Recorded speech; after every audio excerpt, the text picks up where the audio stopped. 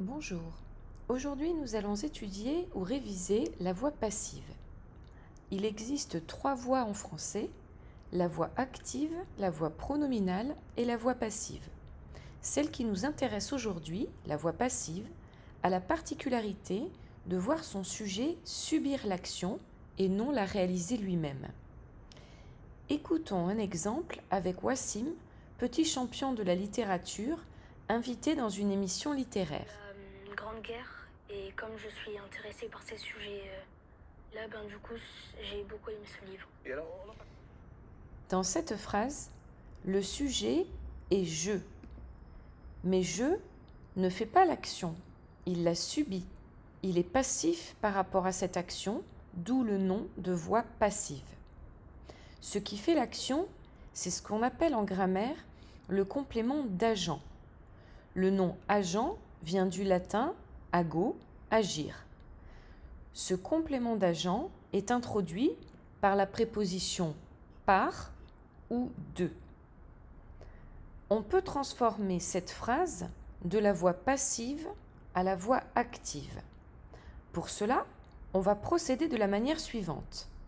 Le sujet de la phrase passive va devenir COD de la phrase active.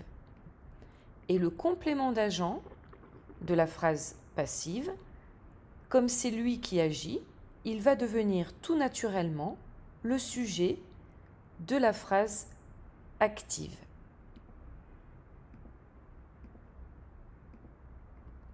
On voit ici que ce je qui était sujet s'est transformé en M'(COD du verbe intéressé, tandis que par ces sujets, le complément d'agent à la voix passive s'est transformé en sujet de la voix active.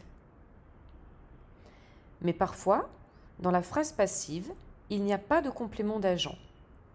Écoutons une autrice contemporaine, Gaëlle Nohan, qui parle d'un personnage de son dernier roman, Une femme.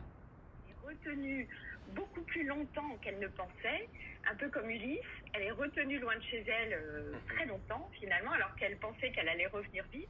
Ici, il n'y a pas de complément d'agent, car on ne sait pas ce qui retient la femme.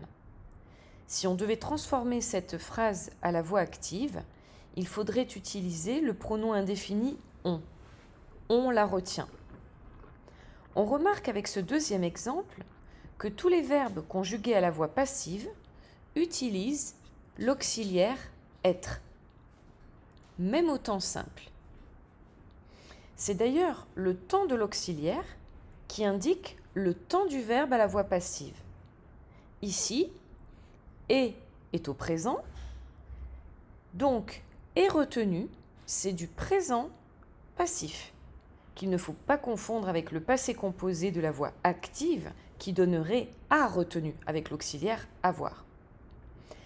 Il suffit donc pour connaître le temps de la voix passive de regarder le temps de l'auxiliaire être. Entraînez-vous avec ce nouvel exemple d'une autre écrivaine, Tatiana de René. Si j'étais rattrapée par mon propre livre, c'est très perturbant. On voit dans cet exemple que le verbe est été rattrapé. C'est bien un verbe au passif puisque le sujet subit l'action. Ce n'est pas elle qui rattrape, mais qui est rattrapée. On regarde alors le temps de l'auxiliaire. Était. C'est de l'imparfait.